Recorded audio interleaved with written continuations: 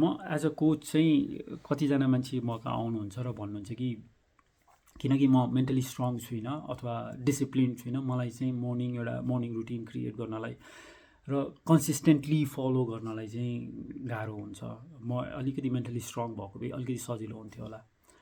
र यो एकदमै गलत कुरा हो। मेन्टली स्ट्रङ मान्छेले पनि स्ट्रगल गर्छ, उनीहरूको लागि सजिलो हुन्छ भन्ने कुरा चाहिँ एकदम सही हुँदै होइन। बिहान 5 बजी उठेर चाहिँ 10 किलोमिटर दौडिनु अथवा मेडिटेट गर्नु, यस्तो खालको एउटा ह्याबिट क्रिएट गर्नलाई, डिसिप्लिन क्रिएट गर्नलाई गाह्रो हुनु स्वाभाविक हो। बिहान उठ्ने बित्तिकै चाहिँ जुन क्रिटिकल भोइस आउँछ नि, त्यसलाई चाहिँ कसरी चाहिँ ओभरकम गर्ने, त्यो एउटा स्ट्राटेजी क्रिएट गर्नु पऱ्यो। र मेन डिफ्रेन्स भनेको चाहिँ जो मान्छे डिसिप्लिन हुन्छ उनीहरूको वाइ चाहिँ क्लियर हुन्छ कि म किन यो गर्दैछु, मैले यो गरेँ भने म कस्तो खालको मान्छे हुन्छु अथवा मेरो आइडेन्टिटी कस्तो हुन्छ।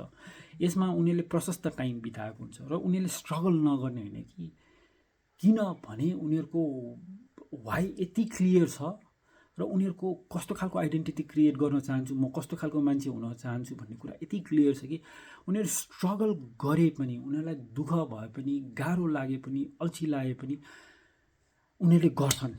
र हामी सबैजनालाई थाहा छ कि हामीलाई अल्छी लाग्ने भने सुरु गर्नु अगाडि मात्र हो। जब हामी स्टार्ट गर्छौँ अलिकति टाइम बितेपछि we are very happy we did it, होइन। सो कतिपय बेला हामीलाई अल्छी लागिरहेको बेलामा चाहिँ we just have to do it. र अल्छी लागेर गरेनौँ भने चाहिँ हामीले आफूले आफूलाई माफ गर्नु पऱ्यो। स्टप हुन्छ नि फिलिङ गिल्टी, पश्चातापमा जल्नु भएन। आज अल्छी लागेर गरिएन भने पनि भोलि नयाँ दिन हो, हिजो गर्न सकिनँ भने पनि आज स्टार्ट गर्न सक्छु भन्ने खालको मेन्टालिटी, माइन्डसेट क्रिएट गर्नु पऱ्यो।